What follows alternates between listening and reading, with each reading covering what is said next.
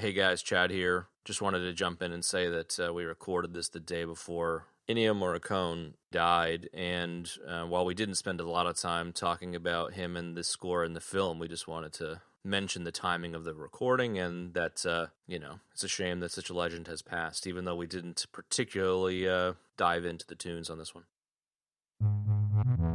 Star Wars white porridge. Admiral Ackbar's New England style clam chowder. Do androids milk like electric sheep? The android was also filled with oatmeal. Wilford, Sargon, Brimley. Yeah, Reese's Pieces ET bullshit, for sure. Is this the most hated film of all time? John Springsteen. Fucking oatmeal in the bowl! We should do a Punky Brewster episode. Nerd Blossom. We've gone plaid. Broadcasting live from inside the power band. This is the Blah! The blah, blah, blah, blah. In this episode, everybody dies. I'm your host, the Wolverine, along with my super cool friends, Jar Higo. Hey. And C-Lab Forever. Howdy. Howdy, partner. That's right, folks. Welcome to the podcast. This week, we're going to be talking about the now cult classic, then total flop, John Carpenter, Kurt Willis team up, The Thing. We've all had our Quaker Oatmeal this morning, and we are ready to go. Where do we fly to first? Can you guys hear me? Yeah, we Yes. just didn't really want to listen to your bullshit anymore, so we started our own conversation. Yep, that's fine. We're like, oh, fuck, he's going to start fucking riffing on fucking oatmeal again. Here we go. Here we go about the oatmeal again. I remembered the Quaker Oatmeal commercials as I was watching The Thing last night. I pulled up all the commercials on YouTube and I started watching them. It's like an Everybody Kev's Quantum Edition. I could not stop watching them. And then I found those other weird ones that I shared with you. And then this morning, just right before we got on the mic, I was literally watching a playlist of Wilford Brimley oatmeal commercials. Over and over and over again. Sorry, man, I can't get off of it. It's going to happen. It's going to be a thing. When you were like plus 10, I was like, Sweet, I got 10 more minutes to fucking watch some diabetes videos. no, I was thinking as Jar Higo, he's late because he's having a hot breakfast. Quaker Oatmeal.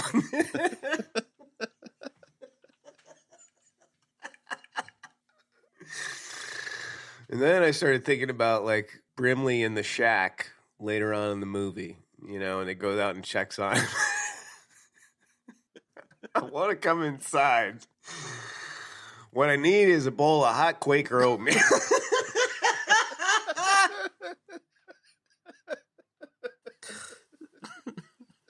I love how on rare occasions you hook into something and just like beat it to death. Like it's just, in this episode, Wilford Brimley dies. Yes.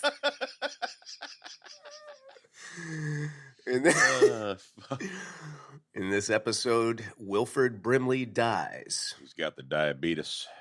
And, well, enough about oatmeal, guys. Let's talk about the movie. What was your guys' high levels on this? I'm very curious to hear your two's history with this beast. No pun intended. I saw this when I was pretty young first time, and it scared the living shit out of me. Same. Fair enough. The soundtrack, the body horror, everything. I remember being quite terrified. Completely understandable. This was my first viewing, so I've got nothing to go on here. Oh, Ooh, interesting. wow. Yeah, I'm not sure why I missed it. I'm not a huge horror nut, so that might have been part of it, but I've kind of always had it in the back of my mind, but never got around to it. But this is clearly in the camp of science fiction, I think. Yeah, certainly a science fiction horror-y movie. Yeah. Well, fair enough, but I mean, you would put Alien in that category in science fiction, and that has the same horror feel to it in terms of, the creatures skulking around the ship and nobody really knows where it is, and, there's all kinds of surprises and freak out moments, Yeah. So in that respect, I feel like they're the same. It's exactly the same movie. If you want to see The Thing, go watch Aliens, and it's just like that. There you go. It's like Aliens with Wilford Brimley. It's like Aliens with a good hot bowl of Quaker oatmeal. But they kind of ate the oatmeal in Aliens. Didn't they all eat like, I'm dying here, but didn't they all eat Star Wars white porridge? Yeah, they were all eating Admiral Ackbar's. New England style clam chowder. That's right. The android was also filled with oatmeal. That's true. Yes, he was. Is that where they got him from? They milk the androids? Yeah. Yes. And as a sort of quantum nugget, the leftover oatmeal. Do androids milk like electric sheep? There you go. That's a title right there. Oh boy. Wow. Yeah. That's an early death, I think, on my part. I like a nice glass of android milk with my Quaker oatmeal.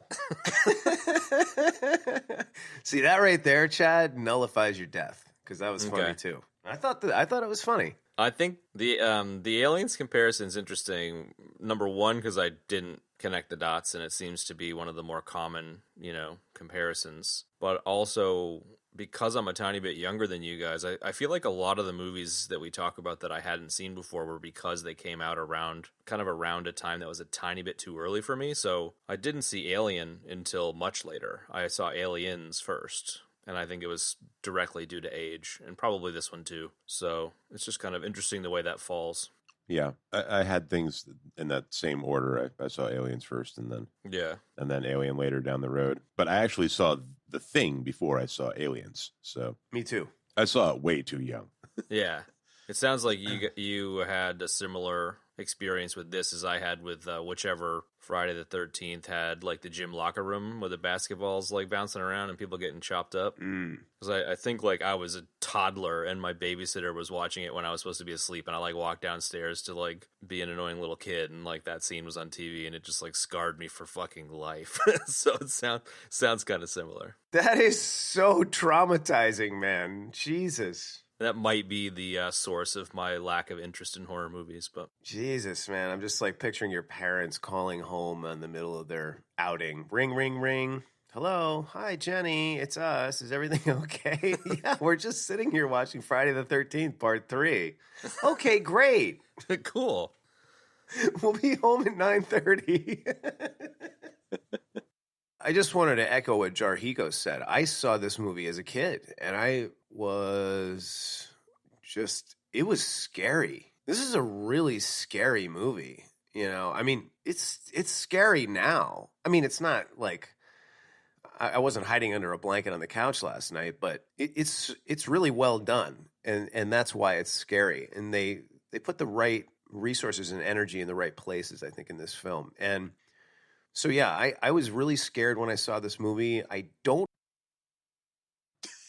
Did I lose you? Did you just eject mid-sentence?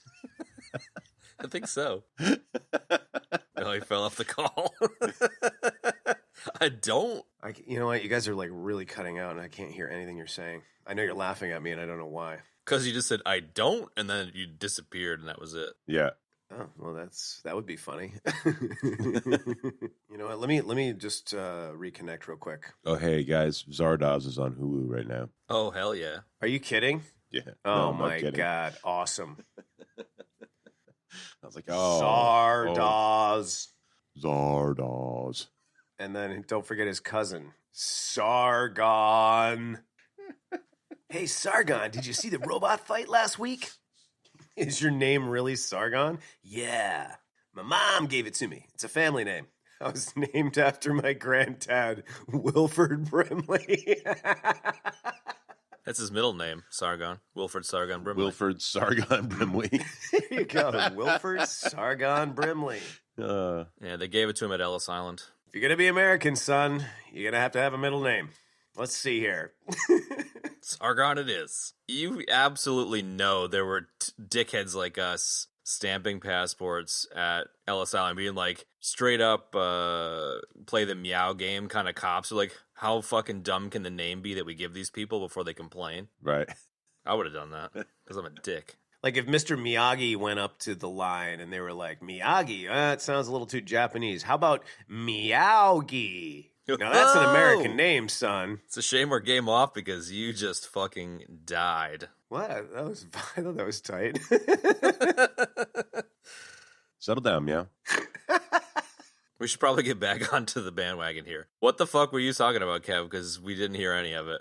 It would have been probably pretty amazing. Basically the same thing that Ben said about High Level. I saw the movie when I was a kid, and I saw it out of order. You know, Thing, then Aliens, then Alien. So as normal, you're riding on Ben's motorcycle? Pretty much, yeah. You want me to go on like actual high level about the movie? Because I can do that. I think it would be good to get onto high level, yeah. Okay. So my high level about this movie is that this is a great movie. I thought it was great as a kid. And we can get into, the perceptions of sort of the world at large later. But it was super scary when I was a kid, and I rewatched it, I'm sure, at least a couple of times since then. I haven't watched it in a long time, but I think this is an excellent, excellent science fiction film, and it deserves its cult status. No question about it. Like I said a minute ago, they really put the money in the right places in this film. It has an absolutely excellent cast. The sets are fantastic. You really get a great sense of immersion when you're watching this movie. The creature designs and execution are just excellent. I mean, we're talking about 1982, no digital effects. In fact, computer-generated effects started this year in 1982 because Tron was released the same year. But we're still in the age of practical effects, and these practical effects are excellent and really gross and really scary. And they really came up with some super clever ideas to get the shots in the field that they wanted with the creature. I thought the music was great, although I have some caveats to that we can talk about later. But there's really nothing to not like here. It's a great movie. The ending being as ambiguous as it is, I think it's great, and it leaves you thinking. So that's my short take, high level. Great movie. This is without a doubt my second favorite John Carpenter movie, just behind Big Trouble in Little China, of course. So I can only echo what Kev had to say. It's just the practical effects, the acting, the sets, the way they laid out the story. It's just great, man.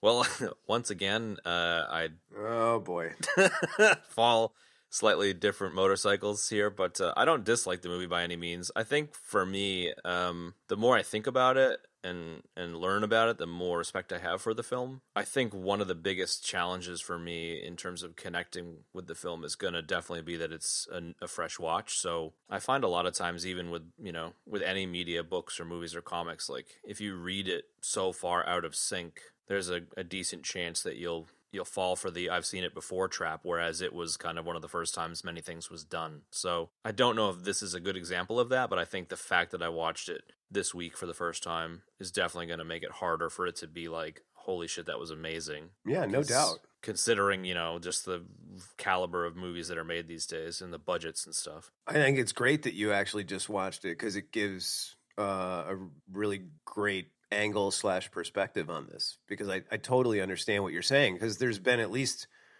a couple of the films that we've done that I was in totally cold and just didn't have the nostalgia, didn't have the childhood scarring, what have you. So I totally understand that. I respect that for sure. I think it's just it's a tough movie to rate because of the caveats, but we'll get to that later on.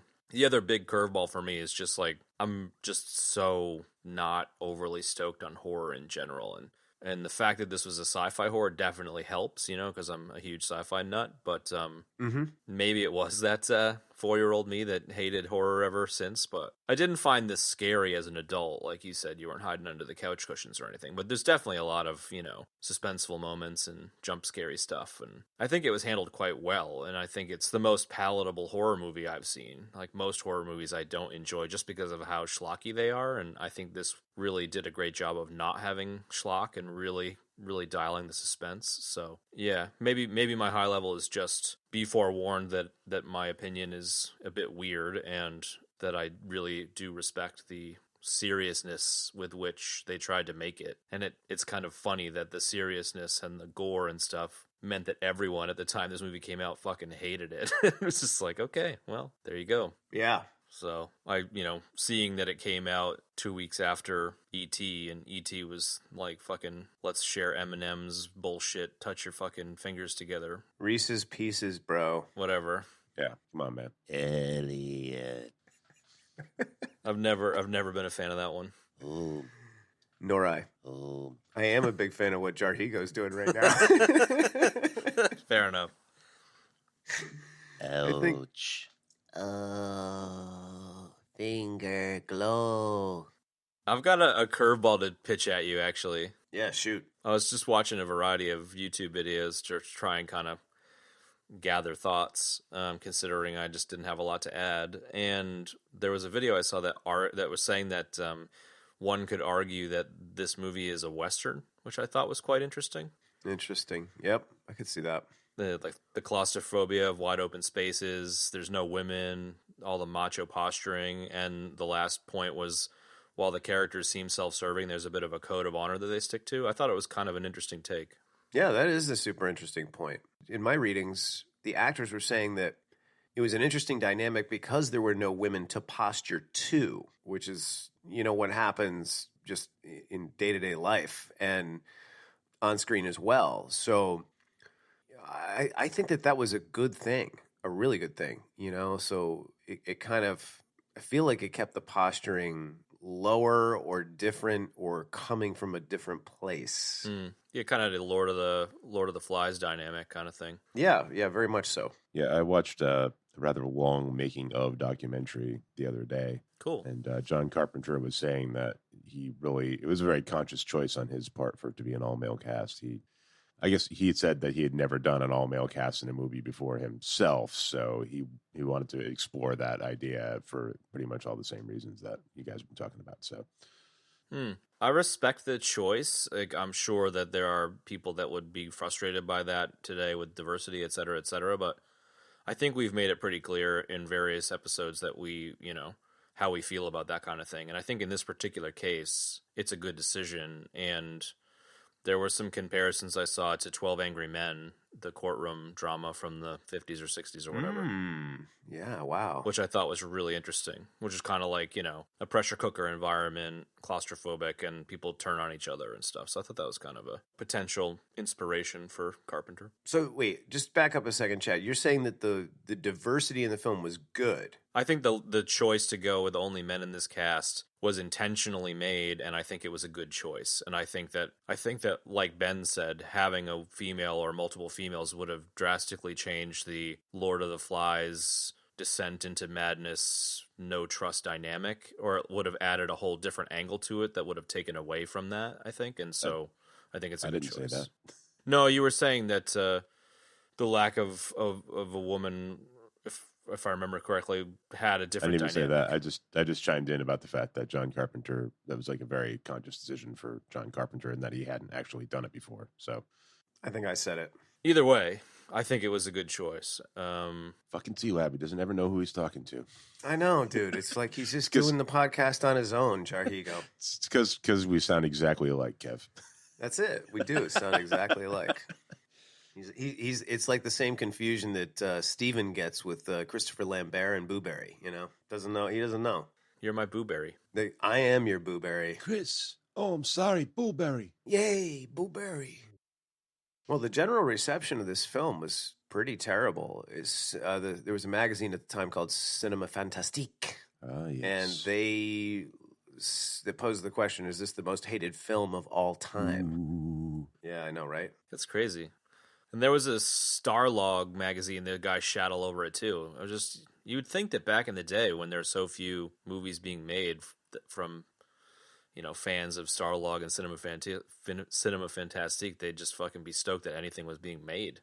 But they just shat all over it. Yeah, one would think that, but very different time back then. And I think that the collective appreciation for films was not like it is today. I mean, people love movies, and the power band generation right now is our generation, and we grew up with all these films, and now people our age are making these films, all of this content, TV shows, whatever. I mean, there's tons of great stuff out there. This movie cost $15 million to make, which is like, it seems like nothing, a pittance. And it only made $19 million at the box, and that's just for North America. So this movie was essentially a flop. I mean, it didn't really do much of anything. If I could interject a quick nugget here on the budget that I thought was super interesting. It was saying that $15 million budget was substantially larger than an average horror movie, saying that Friday the 13th had $700K budget, while Halloween that John Carpenter did was made for $375,000. So it's a fucking massive budget for a horror movie, but as you said, like a minuscule budget for other movies of, blockbuster era, I suppose. Yeah, no doubt. So Halloween was what put Carpenter on the map, right? And then this movie was really his first big budget production. And you can see it in the quality of the film, even if we're just comparing it with Escape and Big Trouble in Little China. I mean, you can really see the quality of the shots and everything in the film. So it was really good to see that. Not to say that Carpenter is schlocky. He definitely inhabits his own niche in filmmaking in terms of what he goes after. But this just had a polish to it, and you could tell straight away. Yeah. Yeah, being somewhat new to the Carpenter movies, I definitely don't think he's schlocky. Like, even a Escape from New York or a Big Trouble are a completely different flavor to, like, My Dad's Over the Top or Demolition Man. Like, they're not schlocky, you know what I mean, in comparison. They're definitely weird, but they're weird in their own way, I suppose. Well, no, I didn't say they were schlocky. I just no, I know you didn't. I'm agreeing with you. Okay, that they weren't. Yeah, that's what I thought. I just wanted to clarify that. So I think the other thing too, this is a movie that it doesn't suffer from Riddick-itis, as we talked about with Dredd and Riddick itself. But this movie was buried in a sea of science fiction films that came out that particular year. This was a great year for movies. There's some excellent science fiction films came out this year. This movie literally opened the same day as Blade Runner. Yeah, okay? Right. It was already kind of going in to start competing with E.T., which had been in theaters for 4 weeks already. And then other films that came out were Conan the Barbarian, Tron, Mad Max. I mean, those are all really like science fiction classics, I mean, not Conan, obviously, but it's of that ilk. Yeah, it's a crowded space. There was a lot going on, and I think this film just got lost with all the other drops, in the ocean. And I think that it also had an R rating. So it, being a much darker film, like Blade Runner. Blade Runner didn't do great when it came out in the theaters. It did better than this, but it didn't do great. And the weirder concepts of the two films and the darkness, I think, are what, kind of turned people off in an era of like, popcorn and, yay, let's go have fun, watch a movie. Yeah, Reese's Pieces E.T. bullshit, for sure. Thank you. Yes, Reese's Pieces E.T. bullshit. Ouch.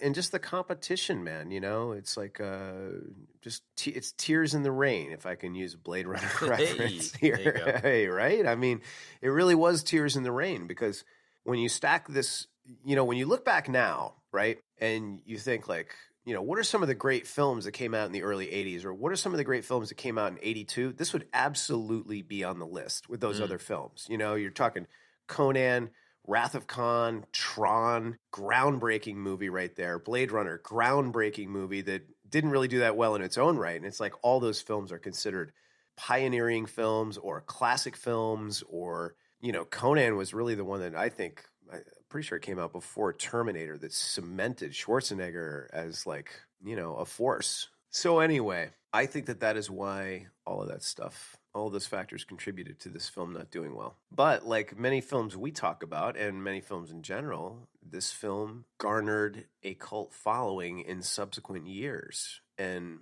not a surprise. Yeah, it's a pretty tight film. Like, it's pretty well shot, pretty well done. That's what I meant by a polished film by Carpenter. Like, this is a very well done movie. Like, this is a film. Yeah.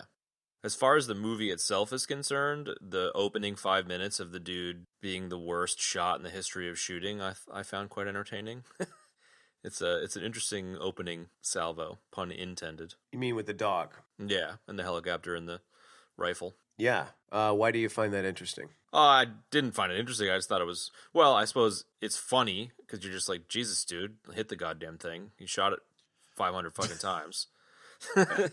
And then as soon as they land, you know, like, you're watching this guy miss shooting a dog. So you're like, why the hell is he shooting at a dog? And then he throws a goddamn grenade when they're really close to another group of people. You're like, what the hell is this guy thinking? You know, like, what the fuck? I know. And then the helicopter blows up. Yeah, it goes from 0 to 60 real quick. Those bumbling Norwegians. Right? Was that what it was, Ben? Was it bumbling? I mean, that's how I read it. Yeah, he pulls the pin on the grenade and it slips out of his hand, and like there's this look on his face like, oh fuck, and he runs and blows up his own helicopter. This is pretty silly, but It's pretty silly. It was a little dopey, man, for sure. I wasn't really feeling that. but it's like panicky. Like, it's not implausible, but you're just kind of like, long time listener, first time caller. Like, I'd never seen it. I was just like, what the fuck is going on here? You know? I know. And then the guy looks up and like the whole gang's standing outside, like, hi. Yeah. And then the dog comes up to like lick his face, and the dude shoots at him. It's just like, whoa, bro. Like, what in God's name are you doing? So it really puts you on the back foot real quick and sets up I don't know. It just sets you up to be very questioning of what's happening, because it's not at all what a normal movie would present to you. Yeah, I mean, it's totally plausible that they're trying to sell that the Norwegian guys are like totally panicking because they got to fucking kill that dog because it's going to spread it's the vector to spread the disease or spread the alien genes or whatever it is. But this time watching it, like, I was actually laughing out loud at the whole thing. It just struck me as really funny. It's pretty funny. Like, I didn't find I was laughing, but it was amusing. I was just kind of like, what the fuck? But I don't know. It kind of works in the sense that before you quote unquote have the virus, you act as if nothing's happening, and then the Norwegians were at the end of the movie where everyone's freaking out and tension's super high and they're all shooting at each other. So Right, they'd already been through it. yeah, it's a super interesting kind of, juxtaposition of the two groups, one who's been through the shit and the other one that has no idea what's going on.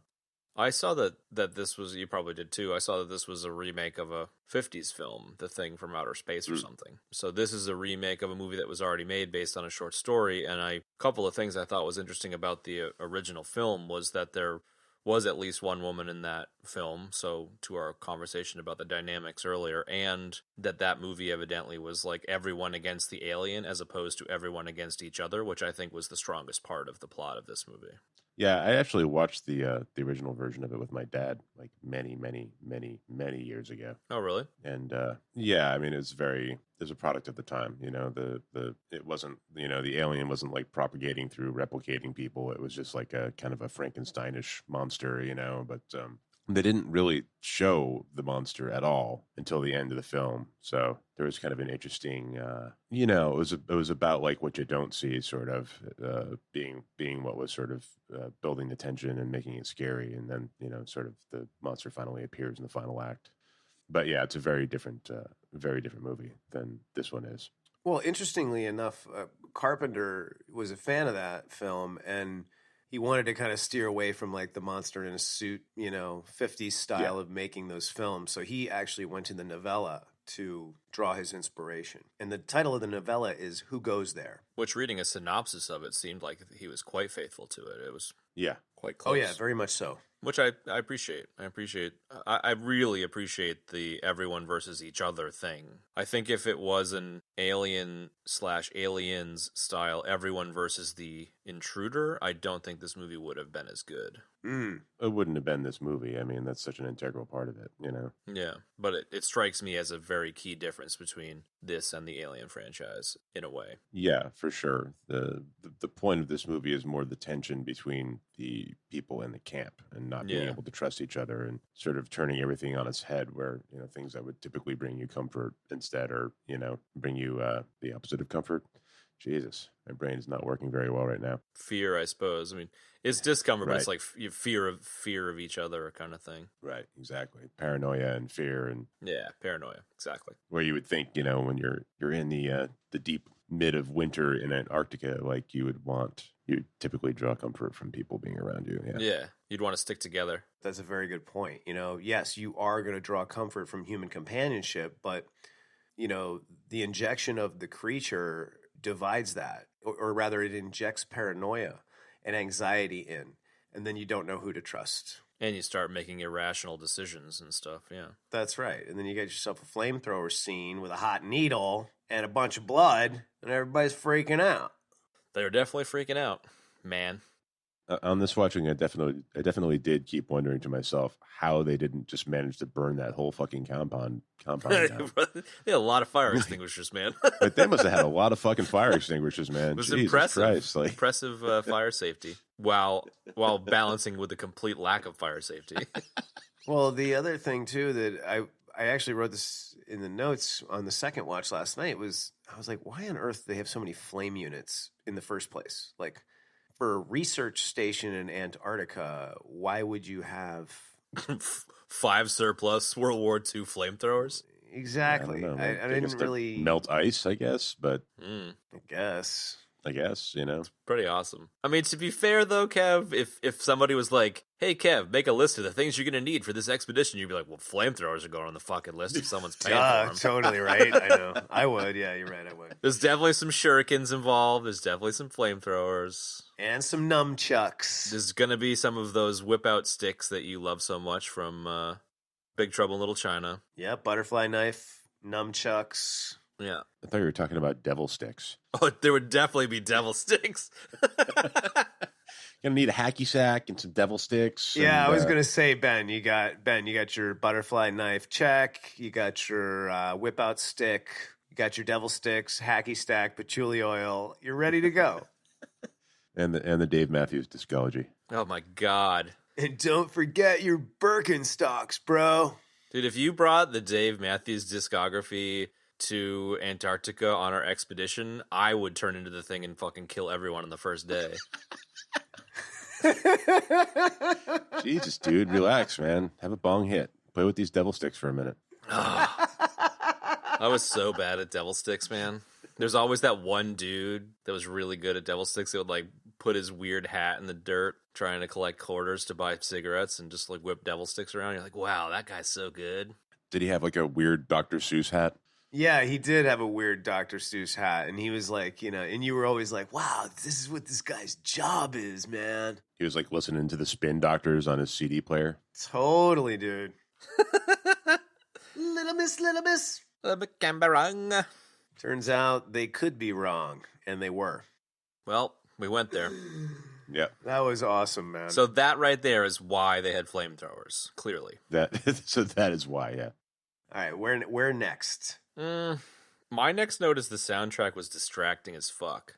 Yeah, it didn't. Let's talk about that. I liked it, but maybe it was too loud. I don't know, but I found it pulled me out of the movie a fair bit. Yeah, well, I didn't pull me out of the movie. It just didn't. The problem with the soundtrack was that he wanted Ennio Morricone to do the soundtrack because he was a fan from watching other films, right? So he commissioned him to do it, and he hadn't seen the film. So he did 2 scores just based on what Carpenter told him. And one was like an orchestral score, and then one was like a sort of a synth heavy score. So Carpenter pulled the bits from the synth score that he liked, and then he added some things that he composed himself. But I really think that Carpenter should have just composed the score like that. He's so good at it. Yeah, it's not unfair. It was Carpenter-esque, but yeah, I don't know. I mean, I remember the soundtrack sticking out at me when I was way too young to see this the first time I watched it. Particularly the piece sort of in the third act where it's just really like sort of like a synth tone doing like a heartbeat, that just boom, boom, boom, boom. That's Carpenter right there. Yeah. That really stuck out at me as a kid. Like, I was extremely frightened when that shit started playing. And that was an example of like, the Carpenter composed music. And I just wish I kind of wish the whole thing had been Carpenter. He did such a great job on his scores, man. Big Trouble, the Escape from New York score, we all gushed about that endlessly. It's pretty awesome. So kind of a bummer that bit was muddy. I agree with Ben that synth tone heartbeat was, there were times when it stuck out, or stood out rather, but it just wasn't, it didn't have that memorable feeling like in Escape from New York. Like Escape from New York, you're watching it and you're just like, God damn, this music's great. And the movie's terrible.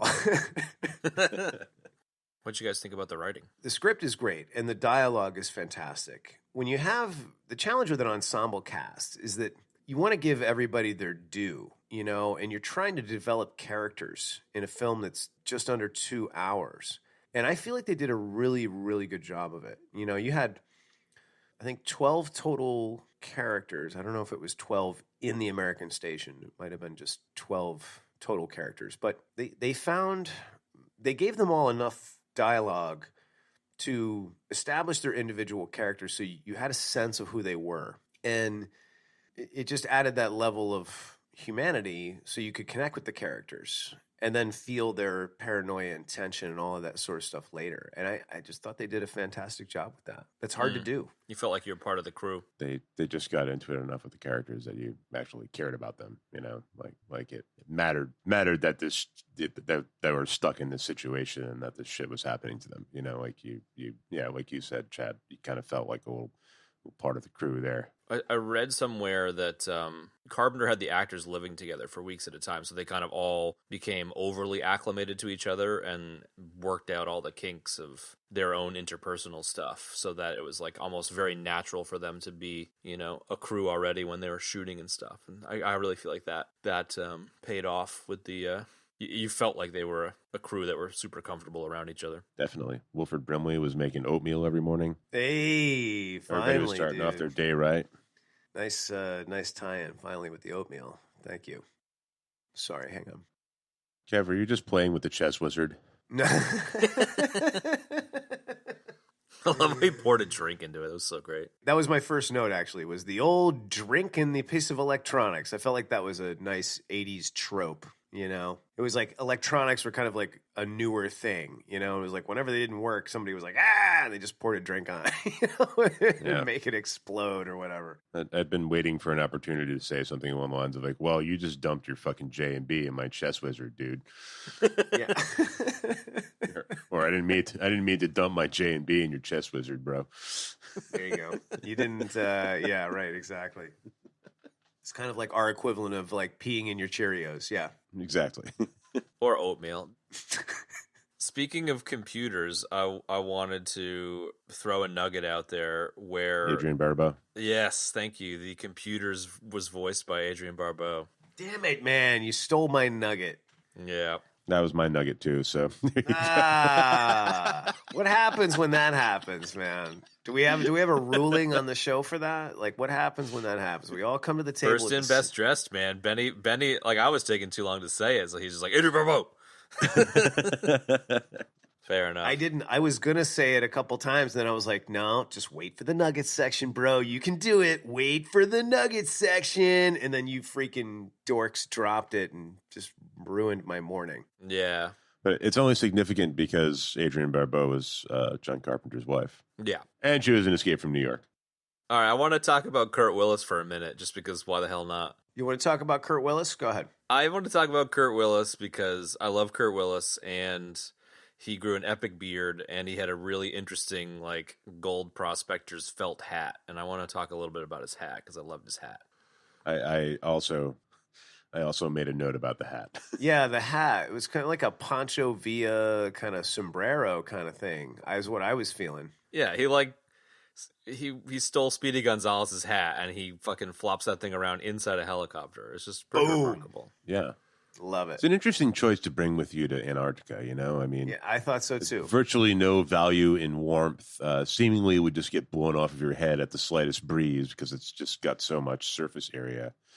Yeah, I don't know. It's an interesting choice.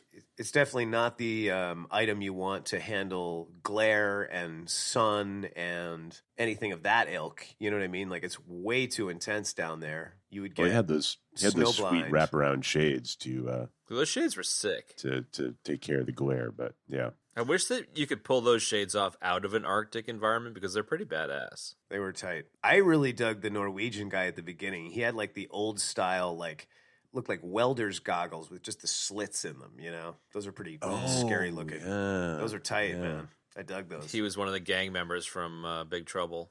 Yeah, Lord's Death. Yeah. Secretly, Lords of Death, the Norwegian chapter. Mm-hmm. And that's why they were such bad shots. And that threw grenades at their helicopters. Yeah, there you go, man. Yeah, Kurt Willis. Kurt Willis, man, he did a great job. Yeah, I liked it. I made a little note here saying that he was kind of that McCready was sort of like a talkative Snake Plissken. Yeah, as far as like his mannerism, he was excellent, man. Or maybe a little bit more towards the Wyatt Earp's spectrum than the Jack Burton spectrum. You know? Yeah, yeah. I definitely had a thought towards the end of the movie, jokingly, that this was like, you know how in Escape he's like, oh, you know, the tour in the Ukraine or whatever. I totally got the like, yeah, this was when he was down in Antarctica fighting aliens.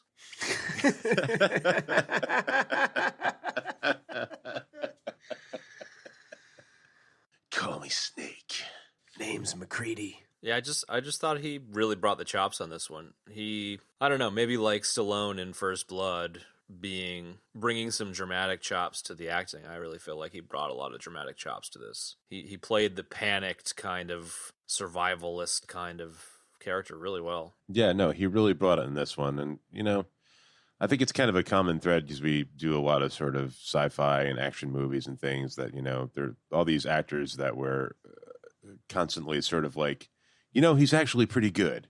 You know, like that seems to be like a common theme, like whether it's Vin Diesel or whether it's Stallone or, you know, whoever it may be, you know, and I think Kurt Russell is great. And I know he gets a lot of flack from people, but I think he's, you know, I mean, yeah, sometimes he does some schlocky stuff, but, you know, this movie. Because of the era. Sure, yeah.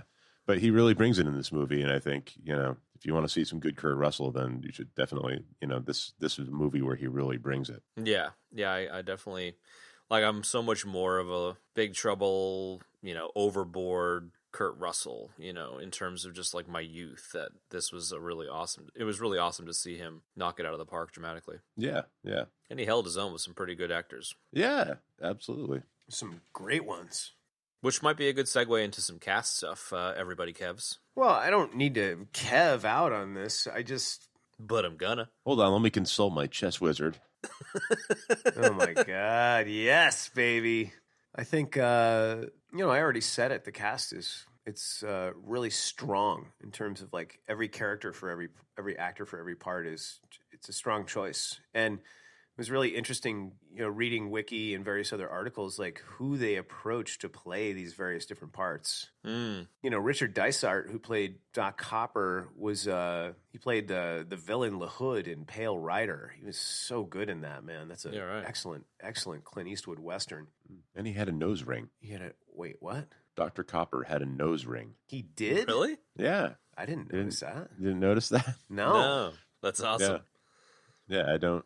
It's like I noticed it, and then I was like, does he have a? And then I was like, you know, I saw him again. And I was like, holy fuck, he does have a nose ring. And I looked it up, and I was like, yep, sure enough, Dr. Copper has a nose ring. I was gonna save it for the Nuggets section, but Dr. Blair actually had a sweet Prince Albert.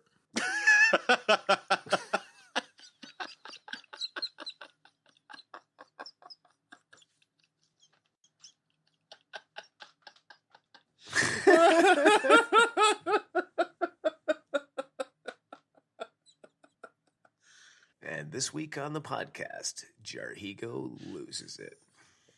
That was good, man. That got me. Thank you. Thank you. Yes. Thank you. He'll be here all week. I like it. I just, thought Wilford Brimley could definitely, do with a cock piercing. Why not? Sure. Yeah, there you go. A good way to start the day is with a cock ring. That and a bowl of hot Quaker oatmeal. Get you going in the morning. Fill you up. Stick to your ribs. No? No, I'm with you. I'm just letting it sink in. I'm letting it stick to my ribs. Excellent. I that didn't solid or was that a death? No, that was good. I didn't right. recognize Knowles as Imam from the Riddick movies until... Whoa, Knowles was not Imam. Childs was Imam. Sorry, Childs. Yeah. Apologies. I didn't recognize Childs as Imam, but was pretty pumped when I saw that. Dude, I had a Keith David kind of week, man. I started watching Future Man on Hulu. Oh yeah, and Keith David is in that, so it was like cool to see him in this movie. I was like, oh, it's Keith David again, nice, dude. That guy is just prolific, man. He's done so many great, wide variety of things, and a little nugget about him that I'll drop right now is that this was his first film. So prior to this, he was a theater actor. Yeah, and he came in really cold, not knowing a ton about acting on film, and him and Richard Masur and Donald Moffat, they all spent a lot of time talking, and they were helping him out a lot, with how to adjust his style, because when you're on stage, you really kind of have to belt it out. When you're doing film type work, TV type work, you really have to kind of rein it back in, because the camera is so close, or the audience is so close, rather. And so that was an interesting little bit. I didn't realize that this was his very first on-screen appearance. I had no idea. He's awesome, man. Well, he had some gravitas for being his first silver screen appearance. He's just so excellent, man, and he brings so much to everything that he does. He is one of my favorites, absolutely. He's just been in so much stuff that I love, like he's just like I said, like this week, he's like the familiar face, it's like, oh, it's my friend Keith David. He's in this too? Shit, I like that guy. Yeah, exactly, man. Like he did a lot of animation. He did the voice in Gargoyles, back that 90s cartoon. He did Spawn in the Spawn animated series. Like, oh yeah, countless films, man. Imam, and he played King in Platoon, and I just go on and on. He was in Cloud Atlas. I mean, the list is ridiculous. Yeah, he's awesome, man. Yeah. And, we got Wilford Brimley. What else was he in? Wilford Brimley was a character actor, really, up until around this time. And then this is when he started kind of moving into the mainstream. And he was 47 when he did this film. And this has got to be the only film where he did not have his trademark mustache, or one of them, because I completely forgot, and then he started talking and I was like, oh Christ, that's Brimley. Maybe that's why I didn't recognize him. Yeah, you didn't, because the damn mustache was gone. The mustache, yeah, it's so iconic on him. Yeah, and it was so bloody cold down there. I think his upper lip was like, where's my coat? Hey. If there's two things we talk about down here at the ice station, is don't go outside without your coat, and always start the day with a good bowl of hot Quaker oatmeal. I'm just going to beat that one into the fucking ground. You're damn right I am, man. This is me we're talking about. Come on. The Thing by John Carpenter, sponsored by Quaker Oats. Folks, when you get aliens inside your research station, a good way to help get it sorted out is a hot bowl of Quaker oatmeal. Now it comes in more flavors: apples and cinnamon, brown sugar, dog flavor. Great way to start the day. Dog flavor. I feel like I was like struggling with the impression this morning before we got on the air. Now I feel like I've kind of found it a little bit. Yeah, no, you're channeling Brimley for sure. There was a moment a few minutes back that if I remember it. I'll put a chapter marker in, but there was like a millisecond where your Wilford Brimley turned into Buffalo Bill, and I was kind of stoked about it. Buffalo Bill? You mean from Silence of the Lambs? Yeah, it was just for a moment. Just for a moment. Oh, dude. Here we go. Ready? Okay. You know, a good way to start the day is with a good hot bowl of Quaker oatmeal. When you're sewing suits out of skin, like I do in my spare time, I like to start the day with a good hot bowl of Quaker oatmeal. How's that? That was perfect. Thank you. Thank you.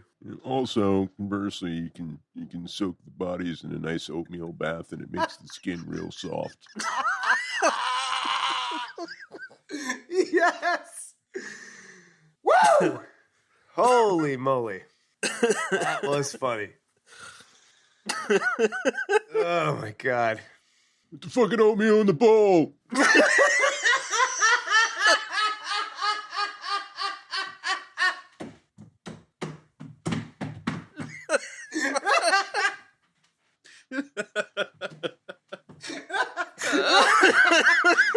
Woo! Oh my god. That was tight. Well, that's right back at you, Benny. Thanks for that one. You got me on that one. Oh. Whew. Oh my god, wow. That might have been one of our best moments ever. I am so forgot where we were talking about this movie. Talking about the cast. All right. Oatmeal cul-de-sac concluded. Yeah, cul-de-sac concluded for now, anyway. Getting back on track with the cast, Brimley, awesome. David Masur, I recognize a lot of these actors from other things they've done, but I'm a total nerd about actors, duh. And Richard Masur? yeah, Richard Masur, he's been in a bunch of different stuff. You might recognize him over the years since this. He's been in quite a few things. And the guy that did play Knowles was T.K. Carter, who's... I always thought he was a comedian more than an actor, but he really was an actor. He has quite a long list of credits as well. Nothing really notable. Ski Patrol. That was a great one. We should do that one someday. I know. That was a goofy movie. Actually, that was pretty funny, man. George Lopez was in that too. And he was always doing that Rodney Dangerfield impression, I think, in the movie. Yeah. Maybe we ought to do that one. Ooh, he was in Punky Brewster. Yeah, he was. He was a teacher on Punky Brewster. We should do a Punky Brewster episode. We should not do a Punky Brewster episode. No, we should definitely not do that. But one of the nuggets that I had, I'll say it now. T.K. Carter actually voiced Rocksteady in the Transformers cartoon, the original. Ooh. Which I thought was pretty cool. Ooh, nice. Yeah, that's a nice nugget, huh? Nice for chipping away at the cast. So Rocksteady from Transformers, not Rocksteady from TNMT. Teenage Mutant Ninja Turtles? Yeah. Wait, who was Rocksteady in Teenage Mutant Ninja Turtles? Whoa. Bebop and Rocksteady, the two dudes with Krang, man. Come on. Sorry, dude. I'll take that as a no then. He said no. Wow. He was in Transformers. You just exposed a giant hole in your nerddom, Kev. Mm-hmm. I did. You Sorry. Shot through the heart. You give love. Thank you, Jesus Christ. You give love. Wow. That was like a cross. That was like a cross between John Bon Jovi and Bruce Springsteen. Damn, dude. Both from Jersey. Hello. Bruce Bon Jovi or John Springsteen? I'm not sure which way to go there. John Bon Springsteen. John Bon Springsteen? Yeah. That's what my Ellis Island stamp guy is saying. Yes. You mean you went back in time and you readmitted him, and that's what you changed his name to? Correct. Yes. Yep. I like that. John Bon Springsteen. That is just delicious. You know, McCready, I'm sitting out here in the shed. I haven't got my mustache, and I haven't got my Quaker Oatmeal. Trust in the Lord. Shot through the heart. Wow. This is like, I don't even know what to describe it as. Yeah. We've gone plaid. What's that? What's that maneuver that the Starfighter craft does in the last Starfighter? That would be the Death Blossom. That's what I thought it was, right? That's what what's happening right now on this show. I love the confidence. That'd be the Death Blossom. Like, you loser, how nerd are Right? you? You don't know that. Wait, hold on, I gotta pull out my Greek laugh.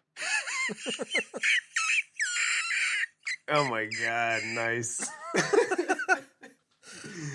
I think what I was going to say was what's happening right now on the show is a death blossom. We're going to call it a nerd blossom. There you go. It's a very powerful weapon, but you can only use it once.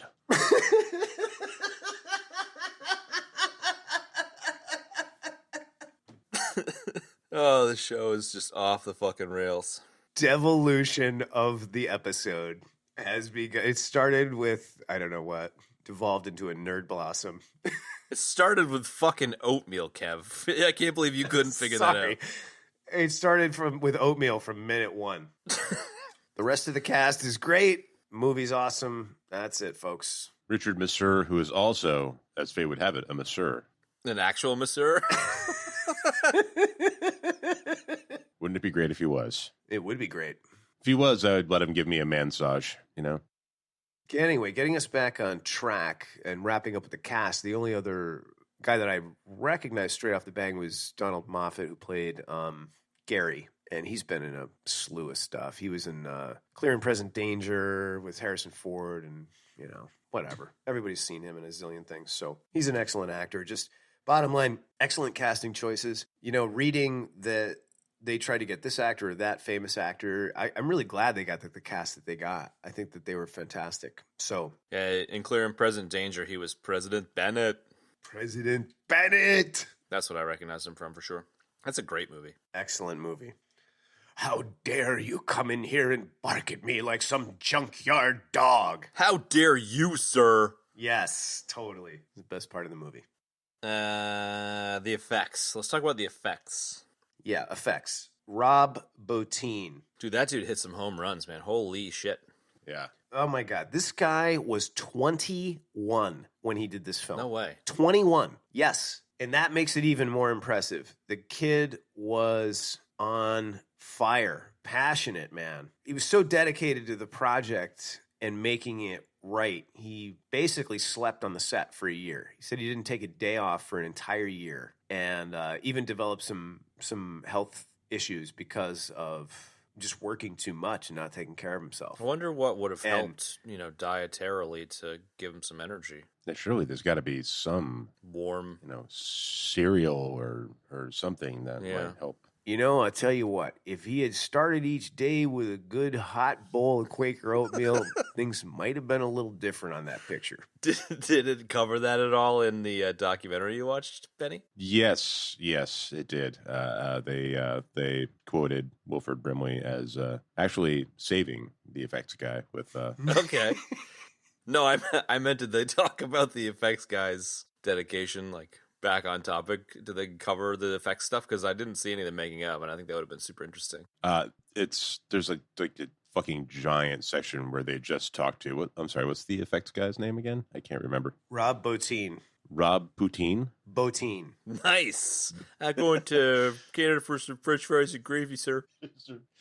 So yeah, Rob. There's a whole section in that documentary with Rob Poutine. Just like he just has tons of anecdotes about all the practical effects, and I highly recommend at least watching that section because it's such a big part of the movie. But yeah, it's just, you know, him going on and on about, you know, they one story that pops out of my head is he was talking about when I think it's Norris is on the table. Yes, Norris. And like, you know, his chest opens up and chops off the dude's hands, and then like they light him up with the flamethrower, and his head comes off and turns into the spider thing or whatever. But I guess like during the head coming off part, like they had used all this like, you know, just like it's like, yeah, we had like bubble gum and like, you know, melted plastic and like acetone, like there's all this like horrible smelling, highly flammable shit inside the neck that would stretch as the head came off.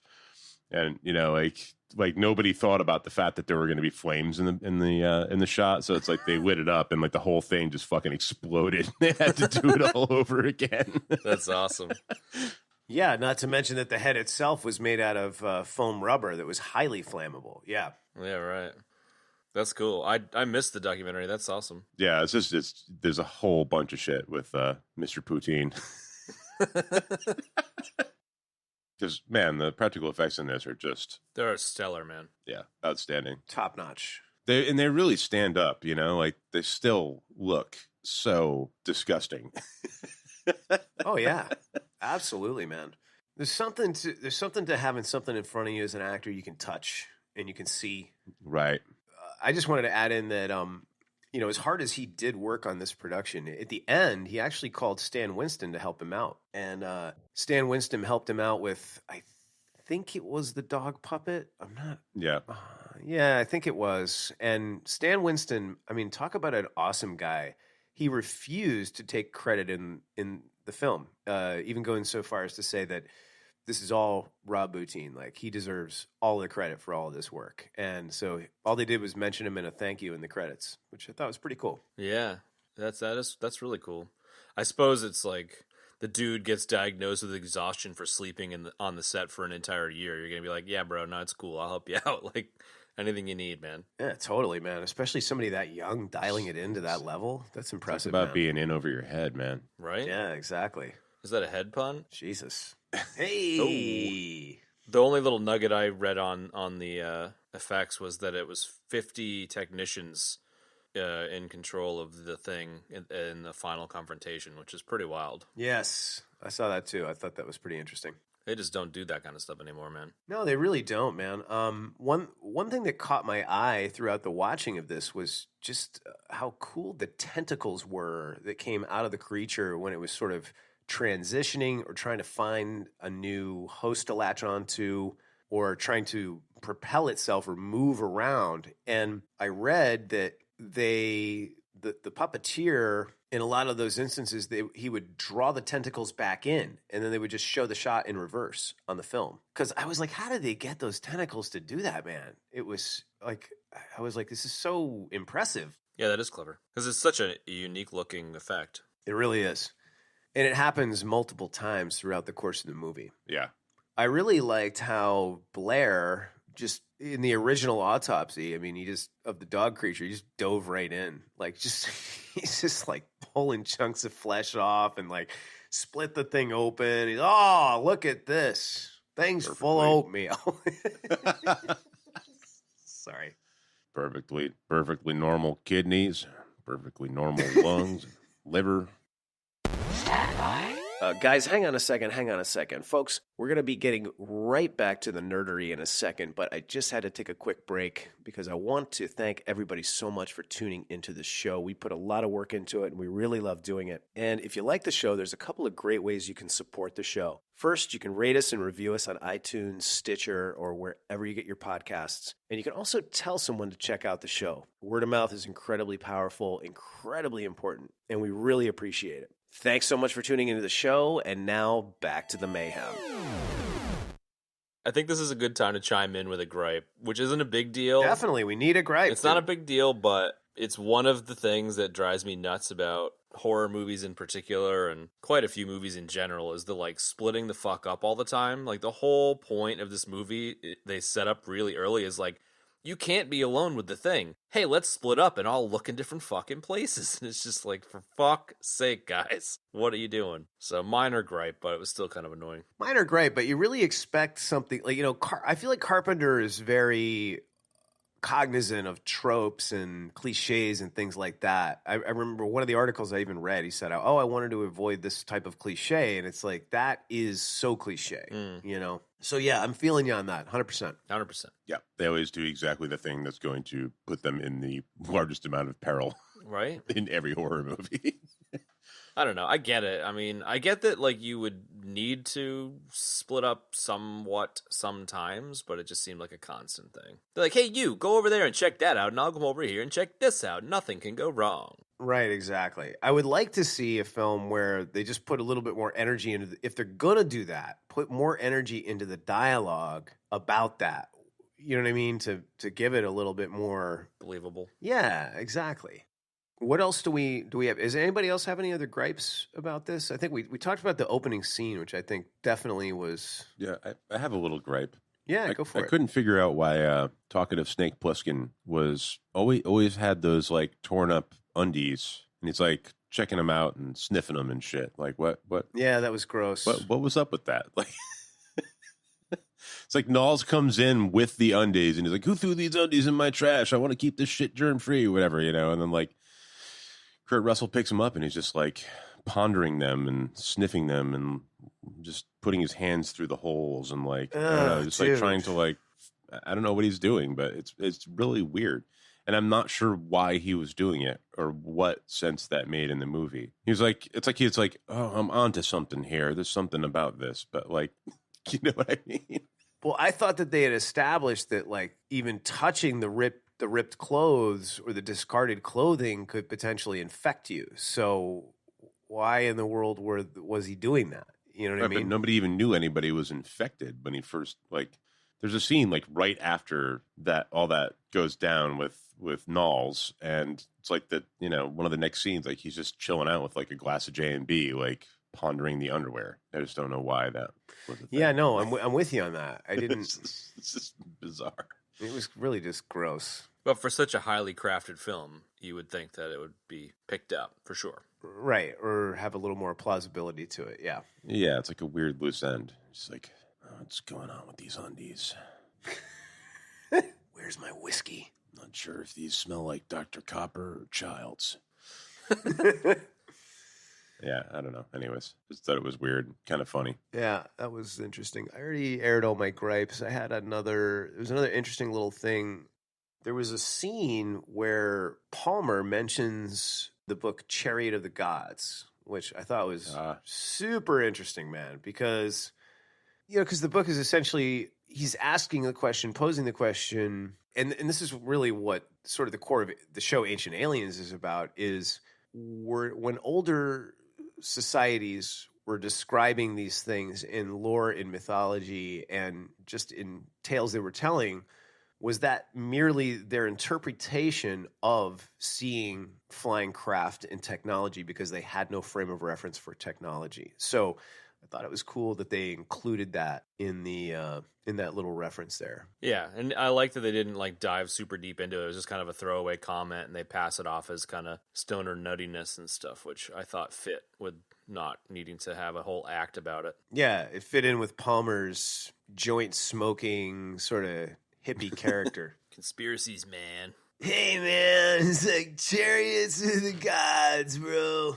I didn't see him as the thing, man, in the hot wire scene. I like that kind of bait and switch. No, I didn't either. That's a great scene, man. It really is. Yeah, the timing is really good, man. The timing is excellent, the way they lined it up, you know? And the fact that the dudes are tied to each other so that when the guy turns into the thing, they're just like fucking flipping out on the couch. And yeah, like, get it away from me! Yeah. What was Donald Moffat's line specifically? I can't remember. Something like being tied to this fucking couch or whatever. It was quite good. It was his best line, man. He says, "I know that you guys are having a really difficult time and dealing with all this stuff, but I'd really love it if I didn't have to spend the rest of the day tied to this goddamn couch." It was so good because it's exactly how you would react. It's just like, fuck, get me out of this thing. It's like dude's getting his head chomped off. There's blood everywhere, and it's like, "Oh yeah, we'll get you, man. We'll get you. 1 second." It's like, just give somebody a knife and one guy go and untie him, for Christ's sake. That was anxiety inducing. I was totally convinced Windows was one of the aliens. Yeah, that's kind of what I was thinking. It's just so like sketchy through that whole scene, and then I was like, "Oh, he's not," and you're like, phew. And then like immediately afterwards, he's getting thrown around by his. The next scene, he's like a dummy being thrown around by his head. That was the only effect that wasn't quite there, but I kind of liked that it wasn't quite there. Yeah, it wasn't quite there. But it was comical, so I'll give it a pass. Yeah. All right, so what else do we got for this? I saw something that was interesting in the closing scenes where McCready and Childs kind of bump into each other at the end, and they're the last two survivors, where John Carpenter, while talking about the video game, confirmed that at least one of them was a thing, which I thought was interesting. I don't know if you guys saw that. Well, I didn't see that. I read that the idea was to leave it ambiguous and up to the viewer to decide. Yeah, right. That if they were either one of them was a thing or both of them. Yeah. Well, there was like a one of the videos that I was watching was talking about how there's I don't know if it's like a dead giveaway, but I believe it was intentional where there's reflections in the eyes of all of the humans. So in the scene where they're doing the hot wire thing, the Palmer guy doesn't have any reflections in the eyes, but Gary's character does. So it was like an interesting little thing. And in the last scene, Childs has no reflection in his eye, and McCready does. So it's like kind of insinuating that Childs is a thing. I just thought it was interesting. Interesting. That is interesting. It's funny. I never really threw around the idea that one of them was a thing. Yeah, same. I always kind of just took it as like, McCready was like, all right, well, we can't let this shit get out, so we're just going to die here. Yeah, we're fucking dead. Here's some booze. But if one of them is a thing, then it's just going to go into hibernation and get out. Yeah. I kind of like it better with them both just being like, fuck it, we're dead. Yeah, that's how I always took it.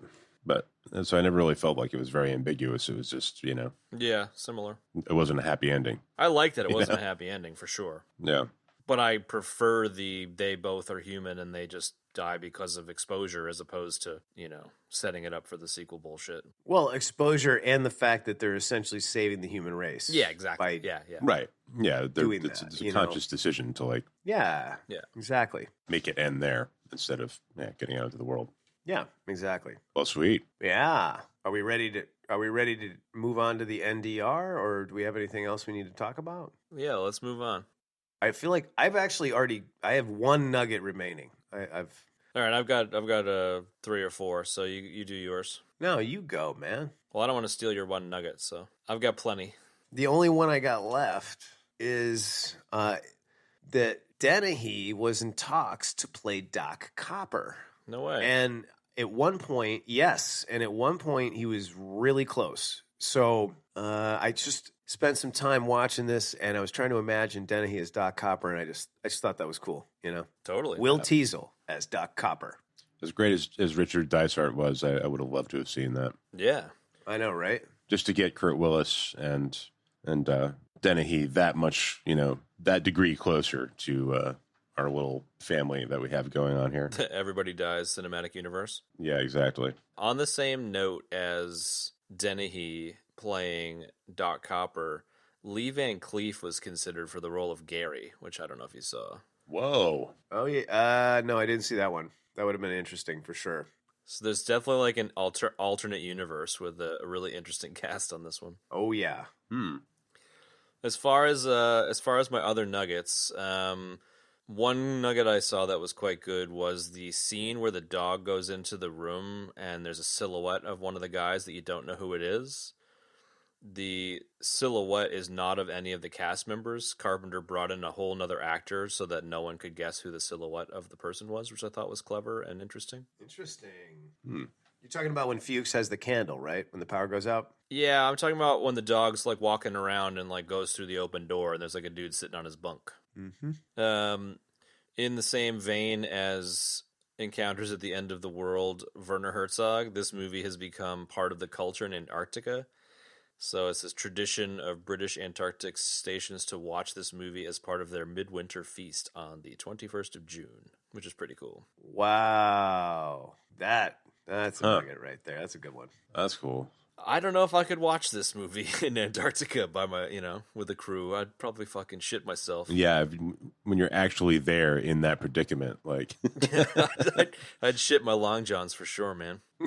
Yeah. And then Kurt Russell would sniff them. So nasty, dude. Good Lord, that was gross. My final nugget relates to 2 people that I want to be fans of the show, or are people very much like us, where in August 2003, a couple of hardcore fans, Todd Cameron and Steve Crawford, ventured to the remote filming location in British Columbia, and after 21 years found remains of Outpost 31 and the Norwegian helicopter. The rotor blade from the chopper now belongs to Todd and rests in his collection of memorabilia from the film. Like, that's dedication right there, man. Interesting. That's cool. Yeah, that is dedication, man. Damn. I do not have that level of dedication at all. No, but I'm very impressed. Not even close. That's awesome. I guess, yeah, that is really cool. Very, very cool.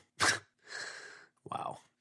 I think I got just kind of continuing on with the cast thing, because that was really interesting, and there was a couple of nuggets about that. Tom Atkins was considered for MacReady. And if you remember, Tom Atkins was the smoking champion of Escape from New York. It's kind of like Van Cleef's right-hand guy. Oh, yeah. Yep. Oh, right. Right?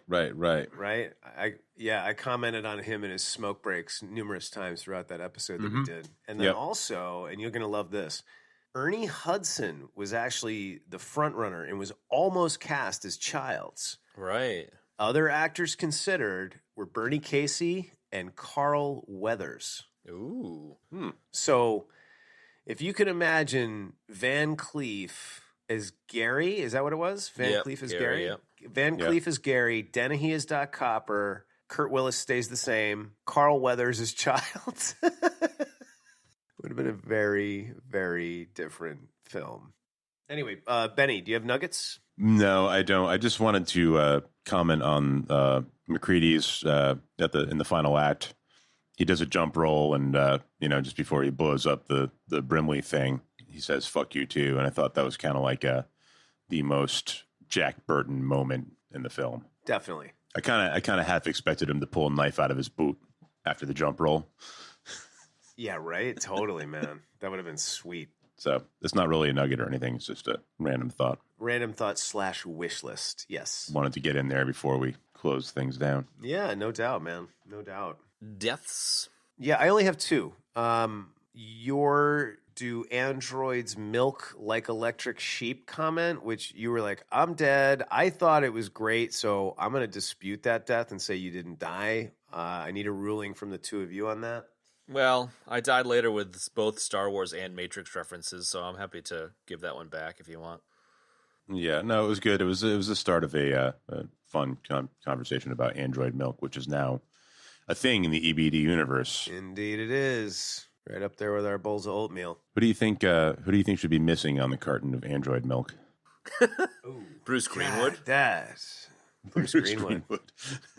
Naturally. Gotta be friend of the show, Bruce Greenwood, folks. And it's not missing Bruce Greenwood. It's we miss you, Bruce Greenwood. Yeah, right? Right. There you go. Now that's something. The only other death recorded was my, which I actually thought was good, was the Ellis Island Meowgy thing. Yeah, no, you're dead, bro. Oh, come on. That was great. Mr. Meowgy. Yeah, right?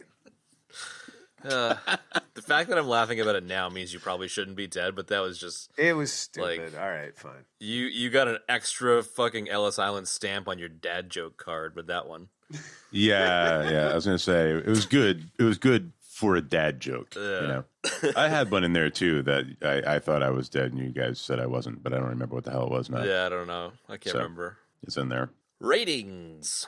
My rating is short and sweet. I love this film. I'm going to give it a solid 9 and move right on. I've already extolled the virtues of this movie. It's a classic. It's a science fiction classic. It's a cult classic. It's excellent. 9. Sweet. Won't surprise you that I'm not going to rate it the same as Kev did. No surprise at all. It's really difficult to rate this because it is a good technical achievement and a really tight film. I think this movie in particular really showcases that the algorithm is strictly a rating of my personal tastes. And so because I'm not a huge horror fan, it kind of really is going to handicap the hell out of this. So it doesn't quite make it into the good movie territory for me.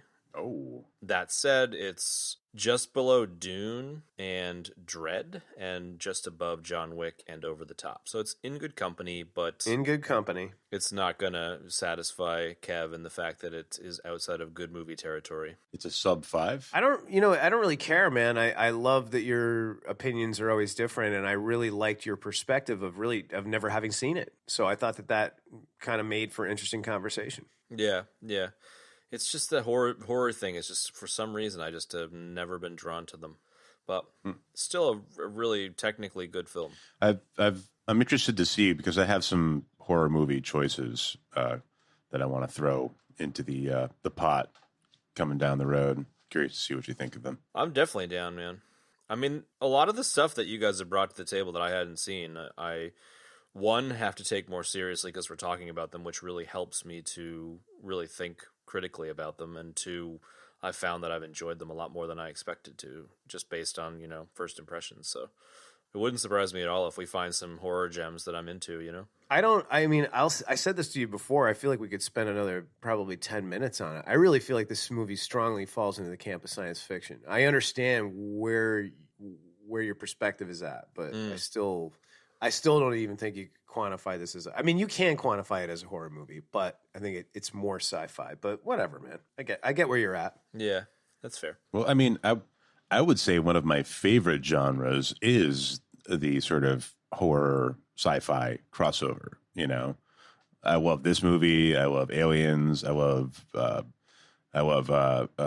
Event Horizon, and I would almost even put something like Sunshine in sort of that category. Yeah, that's fair. Pandorum was like that too. Pandorum, yeah.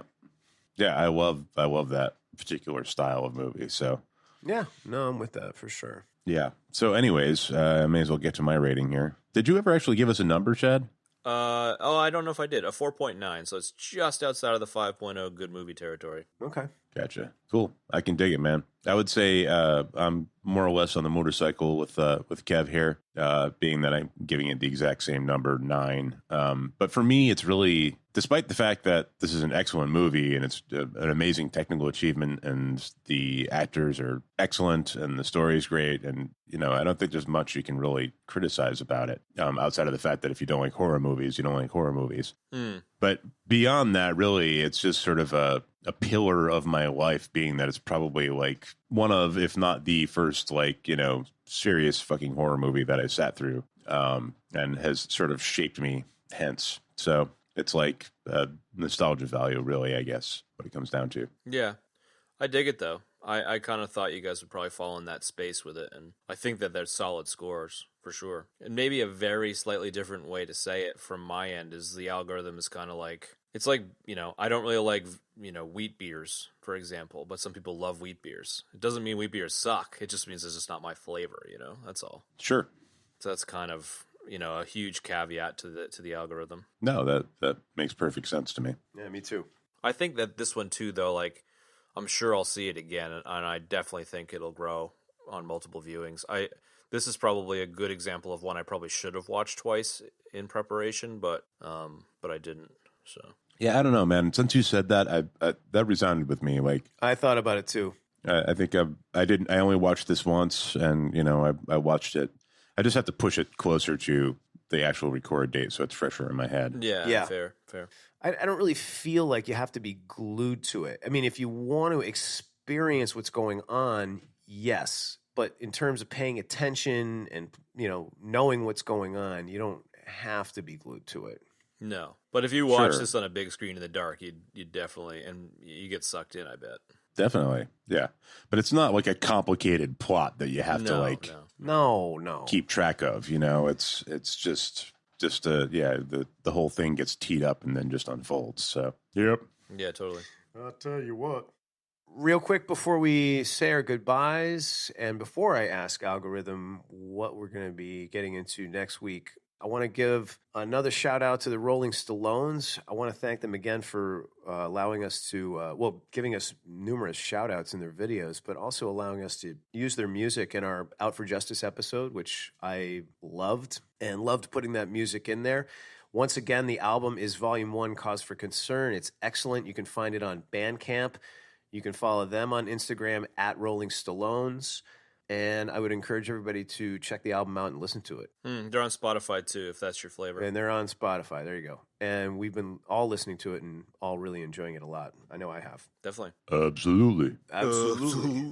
Algorithm. What do we get into next week? Next week, we're talking about Ice Pirates, which Benny brought to the table, which sounds like a schlocky shit show of a movie, which I'm super pumped about. And in addition, we have been kicking around the idea of starting a book club, and in particular, spin on it, an audiobook club, where either you revisit material you've already read via audiobook, or you can tackle something for the first time in audiobook form, considering that you're clearly a lover of podcasts. So, we're going to take that for a spin. We're particularly interested in tackling stuff that maybe was too complicated to be made into movies or hasn't been made into movies or series yet. And we feel like audiobooks could be a really interesting format for that, considering that everyone listening to this is already pumped about podcasts. Yeah, audiobooks are fantastic. As somebody that loves to read, I found that I had no more time to read as my life got busier. So I tried out audiobooks.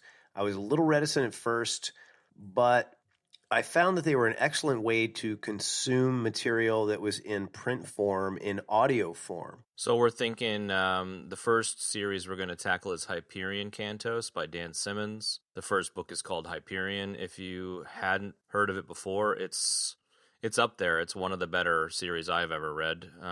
If you have read it, I think that Kev's idea of the audiobook thing would be a great way to revisit the material, certainly if you're short on time. And we're going to talk about it in about 4 to 6 weeks' time, and we'll provide a specific date once we have something firm. There you have it, folks. So, folks, check out Cause for Concern by the Rolling Stallones. Thanks so much for tuning in, and that's it. We will see you on another time. See ya. Goodbye. And that's going to wrap up this week's episode, folks. Thank you so much for tuning in and listening. If you'd like to support us further, you can do so in a number of groovy ways. You can rate us and review us on iTunes, Stitcher, Podcast Republic, Pocket Cast, Overcast, wherever you get your podcast muffin tops. You can also tell somebody to check out the show. Word of mouth is incredibly powerful and incredibly important. I want to remind everybody to join in on the conversation. It's not just about the show. It continues after the show. And we've been spending a lot of time on Instagram at EBD Podcast, which is where you can find us on most social media. So I would encourage all of you to join us there and join in on the conversation. We love talking to you folks. You can find the show notes for this episode in your podcast app of choice or at our website, ebd.fm/episodes/63. You can also contact us via email at contact@ebd.fm. Also on Twitter, AskEBD, that hashtag. You can find Ben at Jarhigo on Twitter. You can find me at Wolverine on Twitter and Chad at ChadNormal on Twitter. Again, thank you so much, folks, for tuning into the show, and we will see you next time.